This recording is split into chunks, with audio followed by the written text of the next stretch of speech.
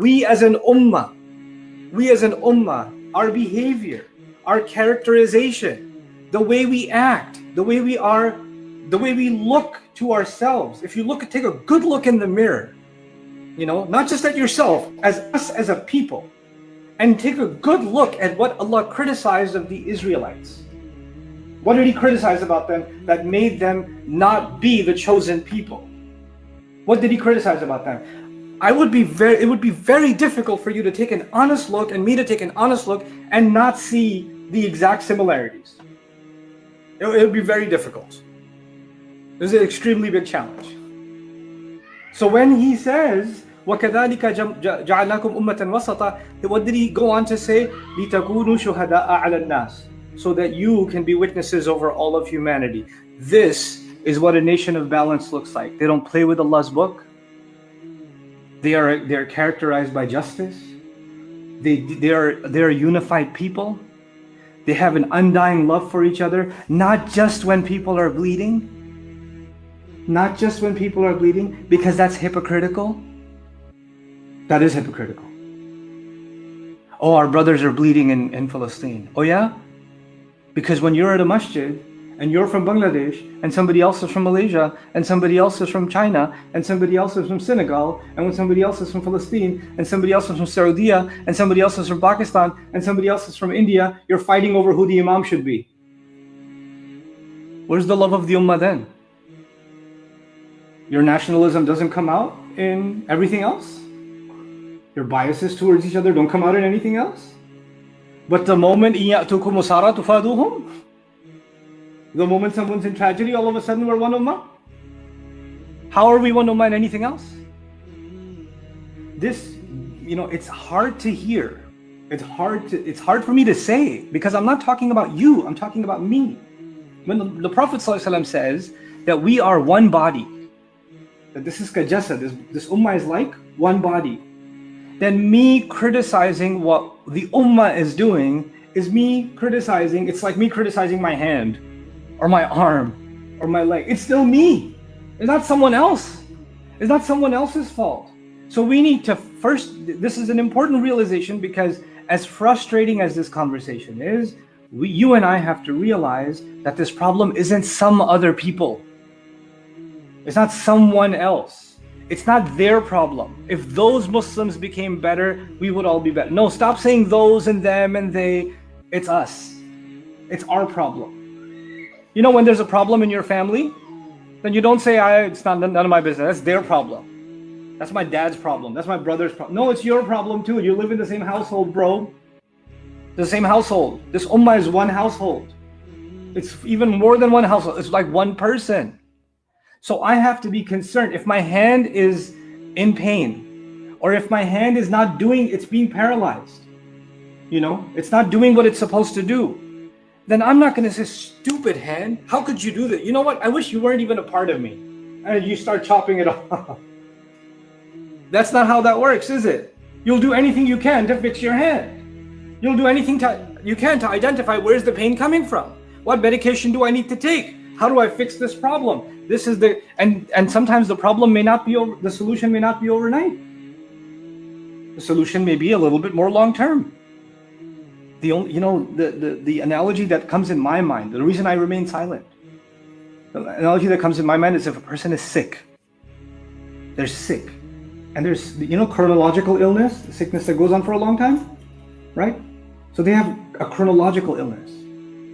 And they don't take care of it. They cough, they're getting weaker, but they're not taking any medication.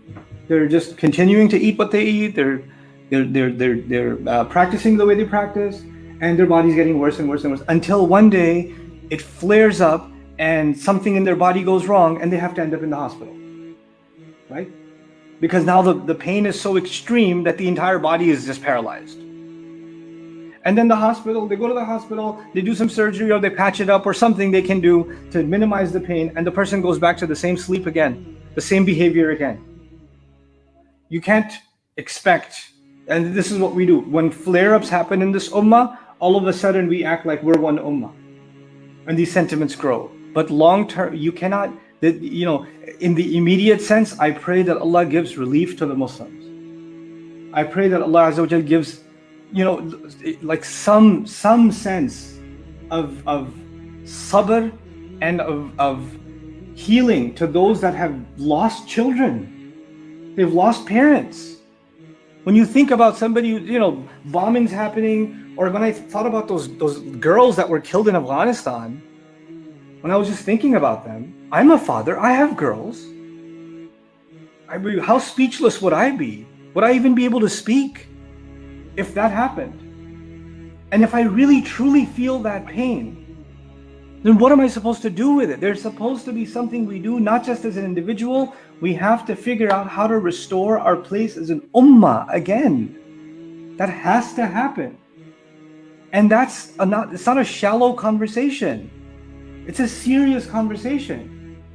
Every one of the young men and women that are listening to me, whether you're listening online or you're here in front of me, if we don't realize that Allah did not put you and me on this earth and make us a Muslim just so we can eat halal food and give each other hugs on Eid and life will go on as normal, then we haven't realized what it means to be. It may be you know what it means to be a Muslim individually, but you have no clue what it means to be part of an ummah.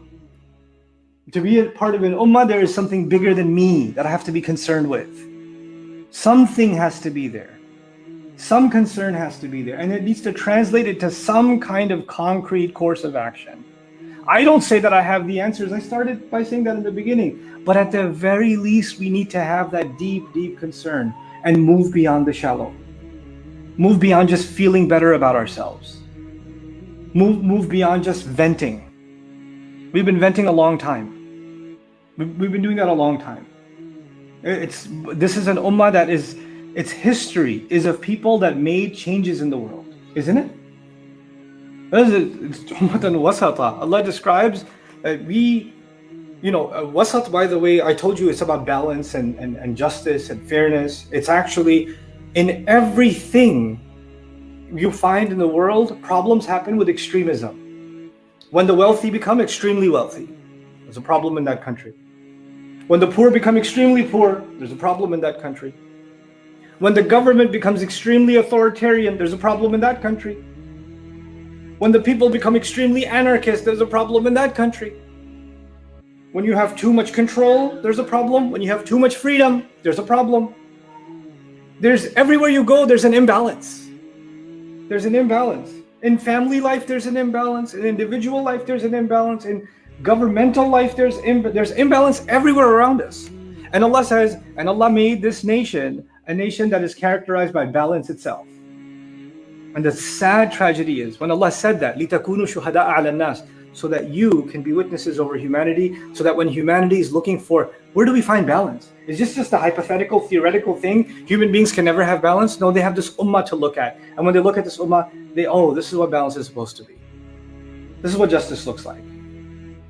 This is what harmony looks like. This is what purpose looks like. Is that really what we look like right now? Is that, should we feel good about reading this ayah? We made you into an ummah that's balanced? And we look at ourselves and say, Alhamdulillah, we have a lot of wasat. We are, no, we're not.